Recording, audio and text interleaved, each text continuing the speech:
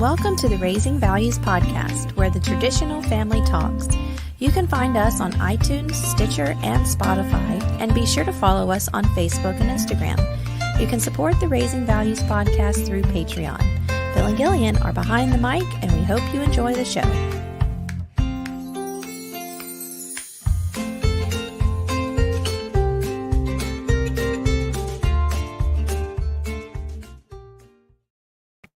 You know you have a special relationship with your audience when they're taunting you during the pre-roll. We're coming. Good morning, Stuart. I'm glad you're here on time. That's a Stuart. good point. I'm glad he's here on time, too. Usually he shows up 10 minutes late and tells us to start over. Well, he texted me yesterday and said that he was looking for the topic yesterday on our Facebook page and then said, by the way, you still have this pinned up at the top of your Facebook page. So he was ahead of the game 24 hours ago. Great job, Stuart. So proud of you. Good morning, Phoebe. Good morning, Phoebe.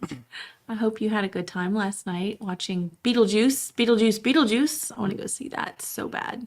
Yeah, I kept wondering why I kept seeing like Instagram feed full of people wearing red and white pinstripes. No, black and white. Black and white. And then it hit me. I was like, oh, yeah, okay. The new Beetlejuice movie. But that doesn't have anything to do with the podcast. No. Really doesn't. So so this topic kind of came up, and Stuart might have been around for this, but like this came up on the matter of fact side in the patron chat, but there's a lot of those men and women that are also Raising Values listeners, and we got to talking about personality traits that cut both ways, or they're double-edged swords. You know what I'm saying? Like certain things that are negative or positive depending on the situation.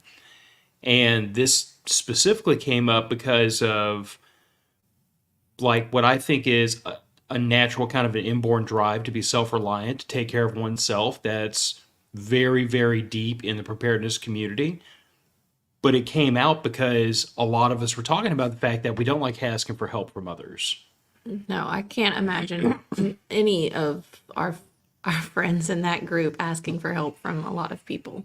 Yeah. So that's kind of the groundwork of what provoked this topic, because I was seeing parallels over and over and over through all those conversations. Cool. But do we want to do announcements real quick? Or I think that's usually the flow of things, is the announcements. I blame Stuart for getting us off track. We're just blown away that you're here on time, Stuart. Not really. I think you're great. New merch. I love it. So like we've said in the past, and we'll say it again, go buy your shirts. Aunt Doris, Andrew's aunt, from Matter of Facts, commented that she really liked the shirts yesterday because I made a post. So if you follow us on Instagram, no, I didn't put it on Instagram. I did a long time ago, but yesterday I put it on Facebook because Facebook's kind of been dead. Anyway, she said she liked the shirts, and I said, well, I hear that they're going to be all the rave at Prepper Camp, so if you don't have your shirts, we're not going to be selling shirts at Prepper Camp. We'll have a little QR code where you can click to go to the store, and you can order it for yourself and get it delivered to your house, but we won't really have merch there. We'll have a couple of giveaways and stickers and things like that. But the link is in the show notes. It's also on Facebook. So you can go check that out and get some shirts. I think she's doing koozies. She can also do tumblers. She could probably, well, I don't know. All sorts of things. Go there. And the new Matter of Facts merch is out too. So you can go see that. So thanks to Tiffany and Chris for working so hard to get those things done before Prepper Camp, because I'm really hoping to see a lot of people wearing some of those shirts while we're out there, which is what, 3 weeks away? Yeah. Prepper Camp is 3 weeks away. So 3 weeks from today, we will be in Saluda. I know. And I looked at the weather this morning in Saluda. The highs are only in the 70s and the lows are in the 50s. It's perfect camping weather. Knock on wood. Perfect camping weather. And next is the Raising Value Signal Chat. Yeah, for patrons. So we had a patron message us a couple of weeks ago and asked, why don't we have a Raising Value Signal Chat? And I thought, well, I don't know. Why don't we? Because everybody's on that matter of fact signal chat. But if you are a patron and you would like to be a part of this signal chat, just let any of us know. The link is in the matter of fact signal chat. You can join that way. So we won't be talking much about politics, guns, and what else is it? Politics, Preparedness. guns, and preparedness. I mean, we will. We'll talk about some of those things, I'm sure. But I think the point of the Raising Value Signal chat is to talk more about the things like we talk about on this show. So, and to kind of, I think it's been good because we do have a listener that I was unaware because I don't know everyone's backstory that listens to the show, but turns out we come from the same type of household, and it's the things that she said to me. I've read them before, the text messages and things like that. It's just nice to know that there's other people out there. I hate that we've all gone through those things, but it's nice to know that we can kind of share those things together. So yeah, so the Raising Value Signal chat is up and running, and that's always fun. So if you want to get a part of that. And that's all. Is that all? That's it for all. administrative work. So Cool. back to what we were talking about before I got us massively out of order is you might be self-reliant, but do you ask for help? And I will be the first to admit that I am fairly guilty of this, Fairly. Fairly? but I don't need help very often. No, you don't. You don't. But this is one of those things I was talking about because like we were taught one of our patrons on the matter of fact side was talking about how I think she said she had her leg in a cast. She was setting the emergency brake on a vehicle and she pushed it down far enough that like I don't remember if it was the top of the cast got stuck under the dash or something happened where she got stuck. Oh my gosh. And I haven't been reading the chat. and she had to wiggle herself out of there because she was like, That's awful. well, How scary too. well, but here was her thing. She was like, I'm going to get so much crap if I have to call somebody to come over here and help me get this cast out of here. So she just, like, very calmly, patiently figured it out. But it really is one of those situations where it's like, that will and that drive to take care of yourself, to do for yourself. I think that's a positive. But like I pointed out to her and several other people in the group, is when you get to that point where you're going to screw something up or hurt yourself if you keep pushing to try to do it by yourself, that's the point at which like we really do have to take our ego, put it on a shelf and be like, I really need help if I want to get this done right without Yeah. causing an accident. Yeah. But that's so incredibly difficult for a person who's grown up with that idea of like, no, I want to take care of myself. We view having to ask for help as some kind of an innate failure because like you couldn't do it by yourself, and that's the whole objective of the game at this point. You and I were talking this morning about how I kind of need to get a set of spark plugs put in the truck, and I was planning on doing that this afternoon, but I'm probably gonna have to punch in for at least a few hours of work this afternoon. Yeah. So it's one of those situations where it's like, for the first time in how many years I might actually bring a car to a mechanic. Well, and it's like I told you, like it's the perfect storm. You've been called into work over the weekend. You're working both days this weekend, and you need to get this project done. And while the weather is absolutely gorgeous today in South Louisiana, and it would be the perfect day to go work on your truck, it's just not in the cards for you to do that. And so, you know, I can't do it. I mean, I'm sure I could do it if you told me how, but you're not going to trust me to go put spark plugs in your truck for the first time ever. Not without, well, I mean, you helped with the spark plugs on your Mustang I 15 did. years ago. Yeah, but I couldn't tell you what to do. I know that I stuck the little thing in between the little hook part. Are you dying inside? A little bit. Where you stick the little thing Please stop.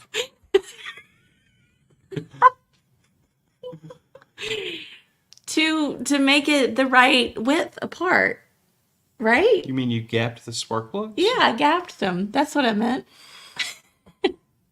I remember I did that.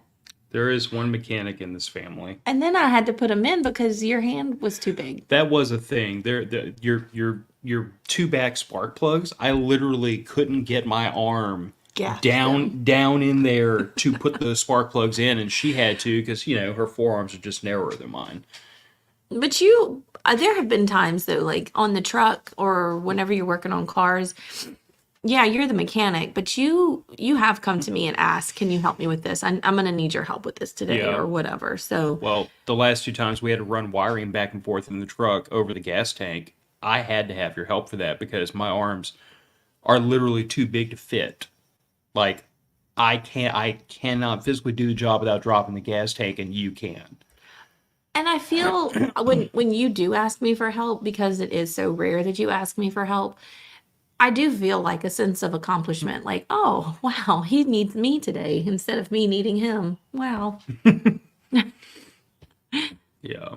So like I said, I mean I'm willing to ask for help. It doesn't come up often, but I just think that that's one of those things where it's like that's two sides of the same personality trait is yeah, it's great to want to do for yourself, but can you let go of that and ask for help when you genuinely legitimately need it? Yeah.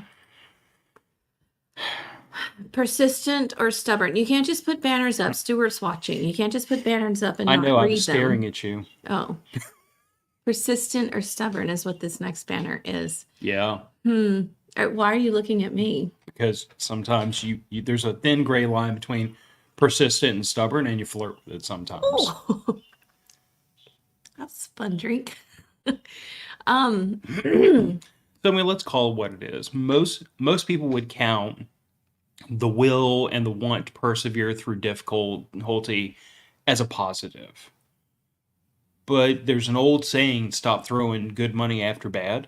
okay. In other words, like know when to cut your losses and say, this just isn't working anymore. And to continue to go down this path because it was my path and it got difficult for no other reason than that if this path doesn't serve my means anymore, then why would I continue down it? But some people, because they get tunnel vision and because they are so persistent, it branches out into stubbornness where if they would take a step back and think rationally, they would realize this isn't working. I need to try something else, but they can't pull back from it. They've already kind of committed themselves to, nope, this is going to get done this way, and I'm going to push through no matter what. So, could it be persistent or stubborn versus ignorant and stupid? I don't think it's ignorant, stupid though, because like to me, this is But wouldn't I think that kind of what you just said anyway, what like the example that you just gave sounds like stupidity. Like if I continue to do it this way, I'm gonna get a different result, and that's not But case. the hard part of it is that sometimes your emotions get tied up in it, and you're no longer thinking rationally. In other words, like if somebody could push the pause button and be like, "Hey, dude, look at what you're doing," you'd realize and be like, "Oh, I'm being an idiot about this." But when you're in the moment and you're on the ground and you're elbow deep in it, it's hard to pull back and think about that and be like, maybe this isn't working. I've run into this sometimes, like with all kinds of tasks, whether it's mechanical work or even like, my day job when I'm trying to figure out how to do something in a spreadsheet.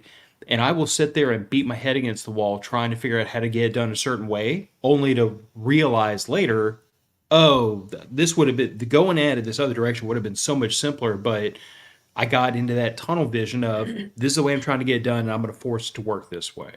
So that's why I say I don't think it's a stupidity thing. I think sometimes you get so sucked into the task. Yeah, you are stubborn. Yeah. You are stubborn. Am I stubborn?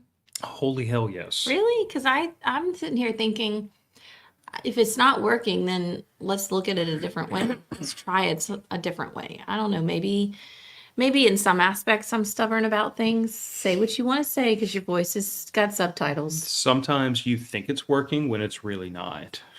Okay. Do you have an example? He's No, like, right now? not off the top of my head, but the next time it happens, I'll let you know. Okay. You think this Well, is working, but it's not working. Part of being a STEM teacher, especially, is when the kids do this. I mean, because they're human and everybody does this, but I'll give them a task and they get stuck on one way to complete this task. Yeah. We have to figure out the different ways to complete the task, and there are different ways to complete the task. And for instance, we just did a project in the middle school, 4th through 7th, and it was a super simple art engineering project. And they had parameters. They had to construct their name, a 3D sculpture of their name, and it had to be over 6 inches tall. It had to be, they could only use markers, crayons, tape, and paper. They couldn't use glue or anything like that. It had to be tape.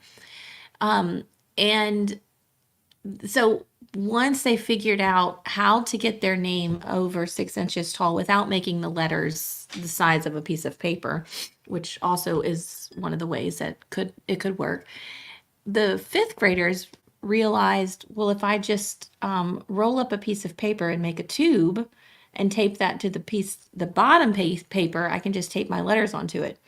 Well, after that happened, and they're all on display, they all started doing it that way. And then I had this one girl who I didn't think she was going to. She has a hard time seeing things outside of her tunnel vision. Mm-hmm. She totally went in a totally different direction and used her letters as, like, she would make them into arcs, and then she'd build on that arc, and then she'd build on that arc. And it was the coolest sculpture that was up there. But anyway, what I'm trying to say is even kids get stuck in that stubbornness, that pattern of, I have to do it this way. This has to be the only way to solve this problem. Mm-hmm. And, talking about that being a good thing and a bad thing, sometimes that leads you to break away from the herd and truly find a better way, or at least a unique way of doing something. I feel like where this... Which is what they did. Yeah. I feel like where this devolves into a negative trait, though, is when, like, it's outcome-based to me. When doing it your way, when no one else wants to do it that way, causes you to have a bad result. The project fails, the whatever doesn't work out the way you wanted to, like whatever. That's the point at which you jumped the shark from persistent to stubborn. Because if you had taken a step back and thought, the way I'm doing this isn't working, the way everybody else is doing this is working, that's probably what I should do, but you just stubbornly say, nope, this is the way I'm going to do it. Whether it starts out as, this is the way I'm going to do it no matter how everyone else does it, and eventually it transitions into, this is the way I'm going to do it even if it doesn't work. Yeah. Because at the point at which it doesn't work is when you ought to be able to, like, pull the ripcord and say, this isn't working, I need to try something else. But that's difficult sometimes. It is. So you might be stern, but can you be gentle? This is something you and I, like, talked about a lot when we were first becoming parents. Because, like, by nature, I am a disciplinarian, and I'm very much type A personality, and I'm very rigid in a lot of ways. Yeah. Like, I conduct myself that way. Like, I have certain schedules, certain patterns, certain ways of doing things. And, like, even last night after I finished 10 and a half hours work, you were saying, hey, babe, dinner's on the stove. Before I would stop to eat, I had 3 or 4 things I wanted to get done before dinner, and I didn't care how hungry I was. I wanted to get those things done first. Yeah. But where I used to struggle, and sometimes I still do struggle, is not forcing that level of rigidity onto others. Because, like, you and Piper are very different from me and very, I want to say, like, fly by the seat of y'all's pants in a lot of ways. I am. I don't think she is. She's a middle ground between us. I think no, I don't think she's middle ground either. You think she's... I think she's more you. She is not a fly by the seat of your pants kind of thing. But her patterns are very different from mine. Well, yeah, she's a 12-year-old girl. Yeah. So I guess what I'm saying is, like, this is one of those moments in time where I sometimes have to navigate and say, I could force her to do it my way, but would it be better for her to, like, let her have some of that autonomy and figure this out on her own? That's where we're at right now with her, though, is because she made the comment a few weeks ago about how, that I didn't trust her to be able to handle situations that she gets in or whatever. Not that they're bad or anything, but that she can handle herself. And so that really made me take a step back and be like, okay, yes, you are hovering. She is 12. She does know how to handle herself. And, she's really smart and she can figure out a lot of the situations that she's in at this age, kind of thing. I don't know where I was going with this. I'm sorry. My brain is not feeling great today. Anyway. Yep. That's it. My brain said, you're done. So anyway, I guess just back to my point of view, like this is one of those things that like I've always believed, and I feel like you believe that like, there's a certain amount of like discipline and holding people to standards that's very, very important. Not just in adulthood, but especially in raising children. Like kids have to understand that there's consequences for actions. And its consequence isn't always a negative. Sometimes it's positive. A consequence of us not getting eyeball deep in debt is that we don't burn hundreds of dollars a month in interest payments. That's a positive consequence, but it's a consequence because of actions we've taken. And I see a lot of children out there that the parents are so concerned about being gentle and about gentle parenting. Makes me roll my eyes, by the way. Like you and I've talked about this. Yes. Yeah, but Same. we've had that whole episode. And if you're curious, you can go back and listen to it. But like my whole thing on gentle parenting is like y'all's definition of gentle and mine are very different apparently. Because my version of gentle doesn't mean spoil the hell out of the kid. It means like be nice to them, but get the point across. Yeah. But I digress. But there are parents that are so worried about being gentle that they stop doing the job of being parents. And sometimes that requires being stern. Sometimes your kids are going to push the limits because they're freaking kids. It's what kids do. And I know from me and my personality, it's not easy for me to be stern. It's not easy for me to be like my heart hurts when I have to be stern because we've gotten to the point now where mean mom has to come out. I mean, I'm not being mean, but I'm also not being. But you feel like you're being mean. Yeah, I do feel like I'm being mean. So I think if you want to get down into the like psychoanalyze all of that, the gentle parenting, I'm wondering if that comes from a place of people who don't like confrontation, they don't like to be mean, they don't like to be perceived as mean, and they want to be everyone's friend and blah blah blah. And so then they gentle parent their children, and then we have to deal with them once they become adults. Yeah, because like I said, I mean, a child's whole childhood is spent figuring out where the lines are. Yeah. Where's the guardrail? Where's the limit? Where's the point at which this starts to be unpleasant? Like that's their entire world is figuring that out because that's where they're Boundaries. at. And They flourish. They thrive on boundaries and structure. Consistent boundaries. Yes. That's important. I know you meant that, but that's important because like I've seen parents that have boundaries for kids, but the boundaries move all over the place, and kids do not They do well in don't. those environments because they No. never know what is and isn't acceptable. It's a totally different thing. See, you can be a gentle parent or a stern parent, but if the boundaries are constantly shifting around, that kid is not going to ever know what is and isn't acceptable. It would be better if you want to call it gentle parenting, but it would be better to be a gentle parent with a consistent boundary where the kid always knows if I get on this side of the line, I'm in trouble. If I stay on this side of the line, I'm good. Versus a stern parent who's trying to be a disciplinarian, but the boundary is constantly shifting around. Yeah. Like if the boundary shifts around based on whether grandma and grandpa are around, because that's a really common thing where some parents, they let the kids get away with murder because their parents are around or the grandparents are around. And you know how fast that kid figures out I can do whatever I want when grandma and grandpa are around? Yeah. Or some parents don't like to discipline their kids in public.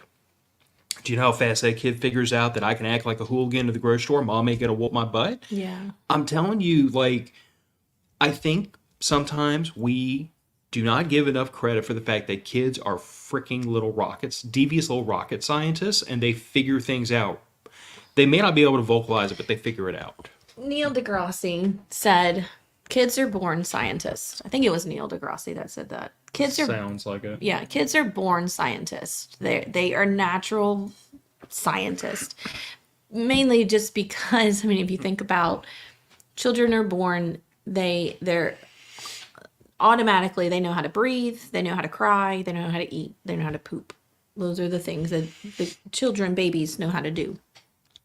But their entire life, as a child, even as an adult, growing up, we just oh, sorry, my brain's going all different places. I have a sign, I have a poster in my classroom that says play is the I should know this because I see it every day. Play is the best form of research, or play is the, I don't know. Anyway, First form of research, maybe. I can't remember what the word is, but Albert Einstein said it. I do know that. Um, anyway, kids find out their research is play. They learn through play. So a lot of times in my classroom, and for this banner especially, stern but can you be gentle? I am going to refer to what it's like to be a teacher. You have to be stern. You have to be gentle. But children need to know what the boundaries are. In my classroom, we do a lot of play. We do a lot of building blocks. We do a lot of challenges. Can build a tower this tall? Can you build it this tall only using red blocks? Can you build it this tall only using pink and green blocks? Kind of thing. And then the other thing that I wanted to say, because while you were talking, I was thinking, so I teach pre-K 4 through 7th grade. So I see all the grade levels at the school. I see all levels of maturity at the school. And there's 2 grades currently this year that stick out into my mind, where the teachers in the last, well, how long have we been in school? A month? Yeah, a month. The last month has been placing boundaries with these children and enforcing those boundaries with these children. And so both of them, one of the things that they both do is when they're told to line up, if they don't line up, or they keep talking, or they do whatever, if they press the boundaries, if they do something that, steps over that boundary, she makes them sit back down, and then they can line up again. And if it doesn't work, you go sit back down and then you line up again. And I know that for a couple of weeks, like a couple of weeks ago, they had like wasted 5-10 minutes of their recess time because they just could not stop pressing the buttons and breaking the boundaries and overstepping. And she had to do it because she has 18 children in that class, and she had to do it to not be run over. You know what I'm saying? Yeah. Okay. Same thing with this other teacher. They're walking from the playground to their classroom. Well, I like to call it a blob. It's when they're not in a line, they're in a blob. They're in a gaggle. Yeah, yes, absolutely. But what she does is the ones who stay in the blob, who don't walk in the line, they go to the classroom, they walk back out. If they stay in a line, they get to stay in the classroom and do whatever station they're at. If they didn't, if they blobbed again, they walk back out, they come back in. She has an assistant, so the kids aren't left alone. But I just think it's important as an adult to place those boundaries. And as hard as it is, especially for someone like me, you have to enforce the boundaries with children. You have to enforce the boundaries with adults. Yes. That's what I'm dealing with right now. That's what my sister is dealing with right now, is boundaries have been set, and you have to be stern. You can be gentle, but you have to be stern to enforce the boundaries. Mm-hmm. The way I used to tell people is that, my goal is to always be gentle. Not for anybody else's benefit, but because I don't like going to that place that I used to go when I would get really, loud and aggressive and all those things. I tried my best to leave as much of Army Phil behind 20 years ago. Well, Some of him still sticking around, but I've done my best to put most of him on a shelf. But I always set out to be as gentle as possible, and I always tell people I'm going to be as gentle as you allow me to be, because this is the boundary. If you push the boundary, I'm going to push back, and how hard I push back is totally up to you in this situation. So if you force me to, I'll go get old Army Phil off the shelf to come and help me push the boundaries if need be. You don't want to get to know him. But if you can just respect my boundary, we don't have to go there. I don't have to get loud. I don't have to get threatening. I don't have to yell. We can just have a nice, calm conversation. But if you force me, I'm gonna go there. So that's always kind of been my perspective. Is I would like to be a nice, quiet, gentle person, but I'm willing to be confrontational if need be. In regards, though, to who the two of us are and why I think our marriage has worked so well, you can't be the kind, gentle person. I need you to be.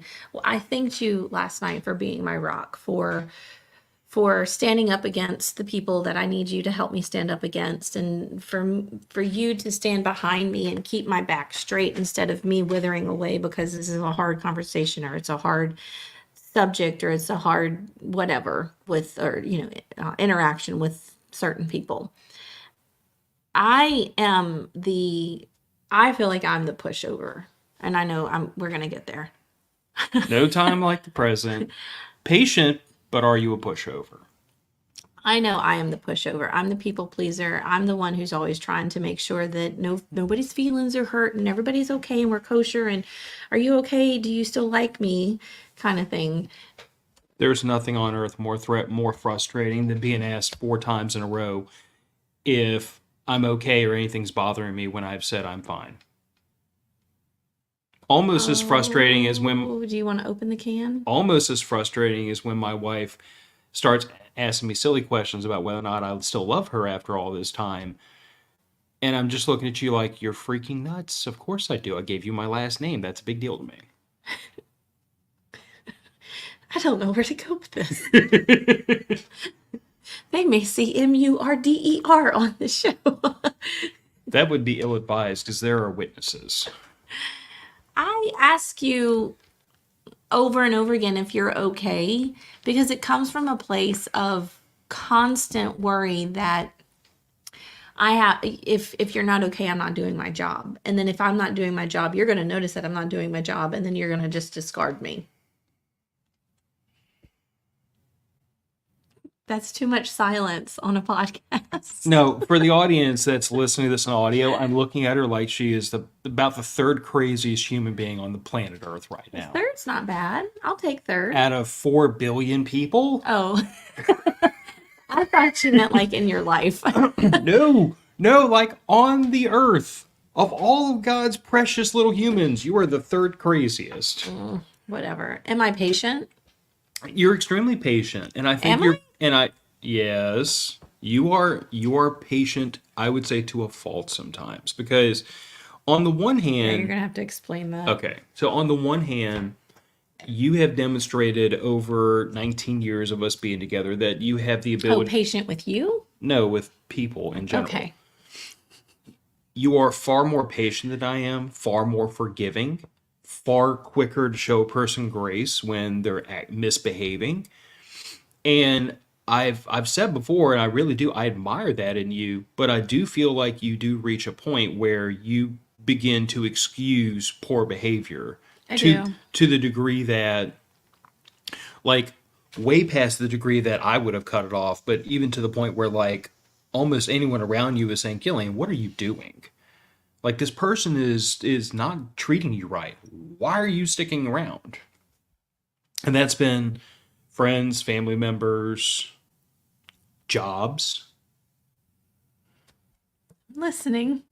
I'm just saying, like you said, you started this off by saying you are a people pleaser, and I totally get that. But I feel like, for the people who fall into this, where they are people pleasers, they are people who want to be, like, they're not confrontational, wherever it spawns from. There's got to be a line where you eventually say, I know I want to people please, but I also know that I have to enforce a boundary here.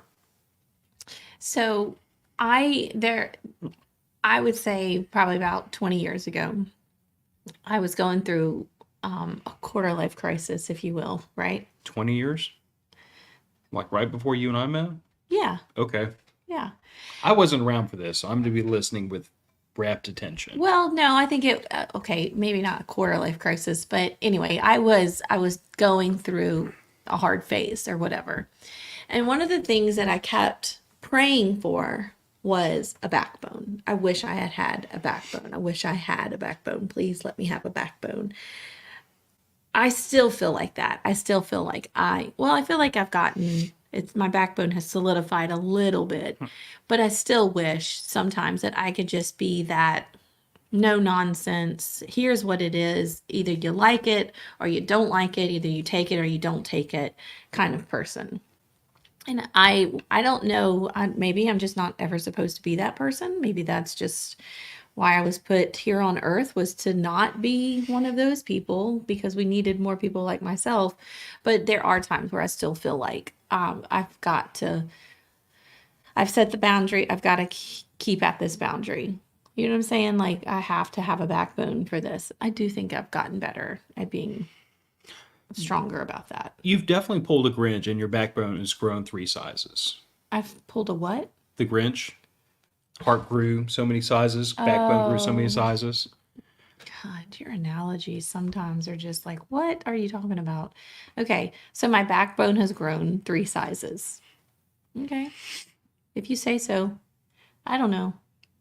I think, though, because I am such a pushover, maybe I'm not as much of a pushover as I used to be. I don't know. You're not, because just in the last like 12 months, you've really been very concerted and consistent, I might add, about telling yourself this person has done something that's unacceptable, and I have to react True. based on that. Yeah. Sometimes there is, like you and I talk about all the time, the story of the frog and the scorpion. For Mm-hmm. anybody in the audience doesn't know, the scorpion wants to ride on the frog's back to get across a river halfway across, the scorpion stings the frog, they both drown. And as the frog is drowning, he asks the scorpion, "Why did you sting me? Now we're both going to die." And the scorpion says, "Because I'm a scorpion." So Mm-hmm. I always use that analogy to tell people, you can't be upset when a person is who you knew they were, because you knew who they were. And you also can't change a scorpion from being a scorpion. Right. You have to accept the fact that that person can never honor your boundary, because it's not in them to do so. Therefore, you have to not let them get on your back to get across the river. I wonder if my sister is still watching. Yes, Oh, she is. Phil just said something to you. And me. And me. I'm but sorry. but that's the truth. I mean, and that's, trust me, that is really really hard to swallow. That, because like, I feel like most of us were taught as young children that like people can change, people can change who they are. A tiger can change its stripes, and so on and so forth. But like, I don't believe in most. I believe in all cases that you can only change if you want to change. And the ugly truth of the matter is that most people do not want to change. They are emotionally at peace being exactly who they are, or they've rationalized it some kind of way to say that there's nothing wrong with the way they are, it's everybody else. Which, you and I talked the other day, and I made the comment, I'm like, if you got that one person that's mad at everybody, what's the common denominator? It ain't everybody, it's the person who's mad about everybody. Yeah. So when there's one person, and yeah, Phoebe just said they don't want to put in the effort, and it's more than that. I don't think it's they don't want to put in the effort. I don't think they recognize that there's effort to be put. Yeah, that there's change that needs to be made. I am perfect and without fault, and if everybody else is mad, that's their problem. Tell me if that sounds familiar. Or I did nothing wrong. It was a misunderstanding, or you misunderstood me, or you misheard me, or that's not what I said. Or any of 10,000 reasons why the Or thing you're upset about, it's ivory, not white. or it's a medical issue. My point is that there could be 10,000 reasons why this person is not accountable for their actions. But at the end of the day, I go back to the idea that, like, if you're an adult, you have to be accountable for your actions. Yeah. And We were talking about this, being accountable for your actions, right before the show started. yep. And again, going back to this banner, there is a place for patience. There is a place for patience. There are truly moments when a person, like, they are failing through no lack of effort and through no malice. And in those moments, patience is, being patient is godsend. Like you and I have had moments where something has been emotionally overwhelming us and we're just not ourselves. You're withdrawn. I'm cold and distant because I'm at my wit's end. That happens. And those are moments where like you have to accept the fact that like this person's not themselves right now because of stuff going on, and I can see that they're not themselves, and I know that given a minute they'll be themselves again. So this is not a moment in time where I need to be an a-hole. I need to be patient. You know, Hmm. you and I have talked about the fact that like there are times when I perceive that you're a little more irritable than others for some reason, and I will literally have a conversation in my head and be like, she's having a moment, she's having a bad day, she's snapping about things she would not normally snap at. Like this is not this is not the normal pattern of behavior for my wife. So rather than swallow the bait and jump back when she jumps at me, I'm just going to be a little more patient than usual. I'm going to try to give her a little bit of grace. I'm going to try to let her break away from me and kind of like circle her own wagons, knowing that she's going to come back. Yeah. But that's Let me set the pace. yeah, but that's a temporary giving of grace for a temporary situation when it's a long-standing inability to respect you as a person, your emotions, your boundaries. That's not a moment for patience. That's a moment to either be a pushover or push back. Okay. I hear you. So I wrote all of these. Were there any personality traits that you could think of I might have overlooked?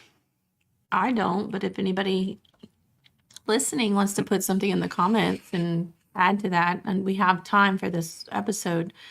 But I don't have anything else to add really as far as like self-reliant. Wait, go back. Go back where? Go back to the um go back to the banner so I can read it. Self-reliant, persistent, stern, patient, and then you have the four that, go opposites of that. Asking for help, being stubborn, gentle, and a pushover. I think that kind of covers it. But Stuart said something. Stuart. Stewart said, like my dark and twisted humor, I find humor in everything, even when I shouldn't. So let's just say that I might have gotten some really ugly looks over the years because at moments when things were very tense, I injected humor and it was not always received well. That's happened a time or two. Well, it's like you said last night. You were telling Piper that that one's not on here. The overshare. Anxious, Oh, but you overshare. Anxious, I don't remember how you put it, but anxious but oversharing. so introvert, extrovert. Mm-hmm. Those are some I should have included banners for, but we can talk about it before we wrap up. Yeah. Like and this is going to sound really odd. I've told people this that know me through podcasting, and they're always shocked to hear me say I'm an introvert.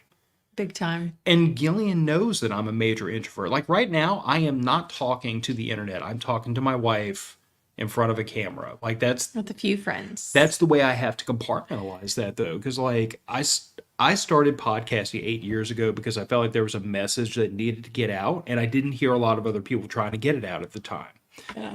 So I put myself out there, but Gillian knows you put me up on a stage in front of like 20 people and I am internally having a panic attack. I don't like being in front of people. I am not an extrovert. I'm not a crowd person. I'm not a give speech person. I could talk the ears off a brass monkey behind a microphone, but I'm an introvert. And as a result, like I get into this really weird position when we go out and we're in a social setting where I either like sit there like a piece of wallpaper and barely say a word to anybody, or I go completely opposite direction and overshare because I'm just so freaking anxious about being around a bunch of people. And there is no talking me out of it. There is no like, Hinting. I'm trying to get better about picking up the hints, but it's just, it is purely oversharing from a position of anxiety, which Good makes to know. no sense to anybody who knows me through podcasting. Because I've even had people ask me, like, how in the world can you be an introvert and you do this? And I'm like, because I'm not talking to the internet. I'm talking to Andrew and Nick and maybe a guest here and there. Like that's it. In my brain, those are the only people that are there.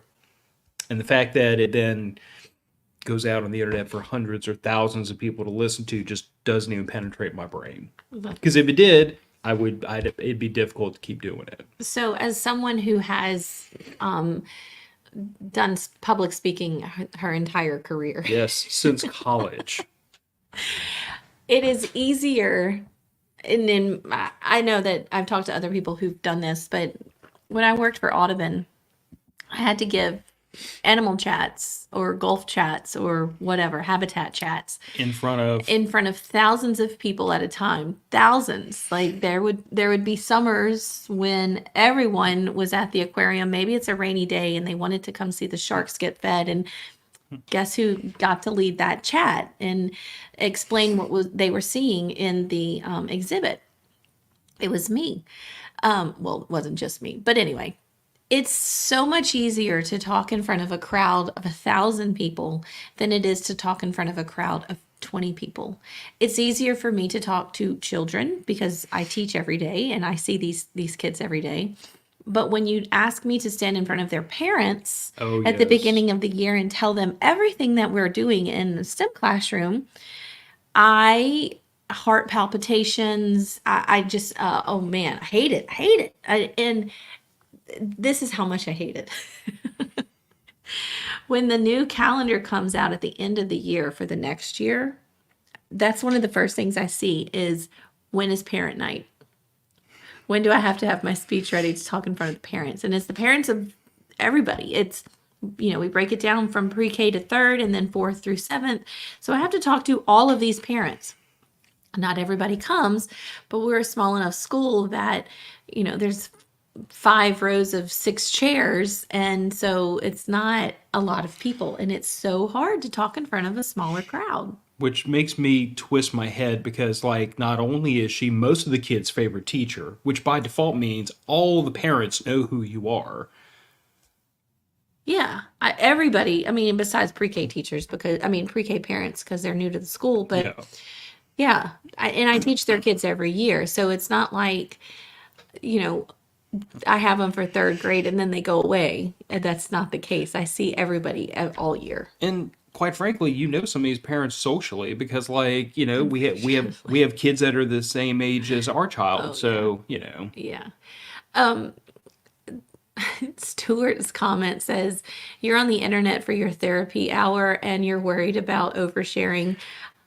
I'm not worried about oversharing. Did I say that? Well, okay. So when we first started podcasting for Raising Values, there were some topics you were very, very, very averse to getting into. Yeah, it was my family. It was airing out dirty laundry and the life that I grew up in and all that stuff. But maybe this is the backbone that has solidified, and maybe it is Phil's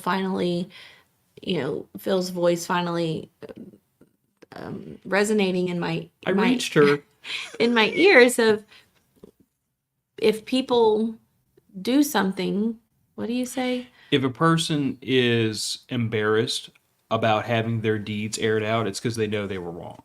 Yeah. And I do use this as my therapy. And it works and it helps. So thanks, Stuart, for listening, calling me out. But how can, well, you know what, come think of it, I feel like we started talking about being an introvert, but I feel like being an extrovert can also carry its own baggage because, sometimes having that really big circle of friends that are very familiar with you sometimes means that. I used to be an extrovert. I don't think I'm an extrovert anymore. I think I can easily slide back into being an extrovert. It's not hard for me to be the first one to approach someone or, lead the party or anything like that. But I would rather stay home. I would rather, watch a movie on the couch. I would rather not go out and eat dinner with the girls. I would rather not do any of that stuff. So then does that make me an introvert? Maybe introvert, maybe homebody. And yeah, Phoebe is saying she's an extrovert and she can overshare at the drop of a hat. I overshare. Obviously, I overshare. I have a whole podcast to overshare with, but I do overshare with people. I have stopped myself though, because there have been so many times when I've walked away from someone or an instance or, something I've been a part of. And I walk away going, why the hell did you say all that? Like, oh my God, they're going to be wondering what is wrong with this woman? And, why did you say all that? And so I I have done a much better job of listening to my internal voice going, yeah, you know what? You really don't need to say that. You really don't. Why do you need to add anything to this conversation? Why do you need to tell them your part of the story? Or why do you need to give a for instance from your perspective or anything like that? You don't have to add anything. So I stopped adding things and I stopped talking, which is fine with me because even though I am on the internet, the less people know about me, the better. Isn't that weird? There's one. You're a podcaster, but you don't want people to know anything about you. I think you might have missed a step, babe. I think I did. That's okay. What else? Is that it? Well, just the last Word banner, rations. which is a wrap up. Like I think the real key to not I feel like the real key to any one of these things we've talked about today is to find balance. Like any one of these things, like starting off with like self-reliance, but can you ask for help? Being self-reliant is a good thing. Being able to take care of yourself, wanting to take care of yourself, that's a good thing.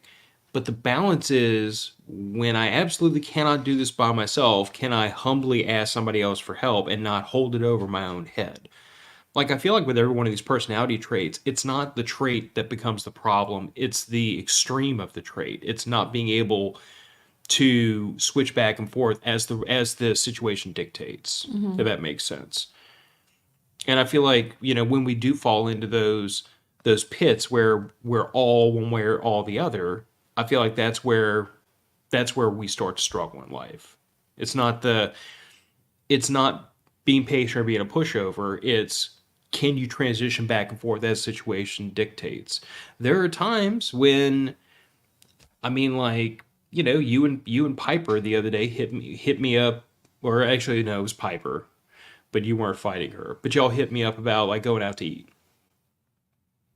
I did no such thing. But in any case, there's a time to say, I've got the money. We're not destitute, and it would really make the girls' night to go out to eat. And then there's a time to say, I really need to hold on to this money because we need it for something, which I've done. Mm-hmm. And being able to navigate when it's appropriate to use each one of those options is where we get balance, where you don't default to just one position all the time. I love how you use that as an example to wrap the show up. Taking your girls out to eat or not. I'll be the first to admit, when it comes to you and Piper, I am a pushover in a lot of ways. It's recorded. It is. I have a heart. It's not that I can't say no. I don't like saying no. Oh. I will do it if it's like, financial responsibility, self-preservation. If I think the right thing to do is to say no, then I'll do it even if I don't like doing it. But that's also an aspect of my personality that we didn't really talk about. Is I will do what I think is the right thing to do, regardless of whether or not I want to do it. No matter how painful it is, no matter how, it doesn't matter to me. This is the right thing to do. That's what I'm going to do. Mm-hmm. And I will gut it out no matter what it takes. But probably the hardest thing I have to do on a regular basis is tell you or her no. Because I don't like doing it. I'd rather just be able to say yes all the time and spoil y'all both rotten, but sometimes that's just not the right thing to do. I guess not. I guess not. That's recorded on the internet now too. Okay. Well, we do have to go ahead and wrap this episode up. I have to clock in and go to work. Well, probably in about 45 minutes, but I thought it was a good topic. Like I said, this is one of those things that just came up with the patrons, and we were talking back and forth about it, and I saw that opportunity to have that discussion because I feel like a lot of us see a personality, like we could recognize a personality trait in ourselves, but sometimes I don't think we can see that personality trait might cut both directions. Mm-hmm. Yep. Okay. Well, thanks for joining us. Thanks for being a part of the comment section, everybody who was here. and listening and all that good stuff. So hope y'all have a great rest of your weekend. I know it's Sunday. Start to the work day. Start to the work week, I mean. So thanks for joining us, guys. We'll see y'all next week. Bye, everybody. Bye.